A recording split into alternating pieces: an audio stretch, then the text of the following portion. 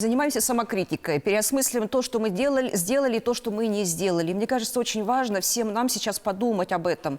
Нам, я имею в виду ученым, общественникам, журналистам, органам государственной власти, культурным деятелям. Почему так получилось? Для того, чтобы, мне кажется, очень важно сейчас обдумать эти цифры и выработать какую-то новую стратегию сохранения этнической идентичности татар. Подумать о том, что, наверное, где-то какие-то мероприятия были неправильные, их, наверное, нужно переделать и переосмыслить. Я думаю, что очень важно нам выстроить системную работу по сохранению этнической идентичности татар. Давайте признаемся в том, что, к сожалению, у нас не было центра ответственности, не было человека, который бы отвечал бы за этот вопрос. Если говорить про науку, у нас не было научно-аналитического центра, который бы мониторил этническую идентичность татар в самых разных регионах.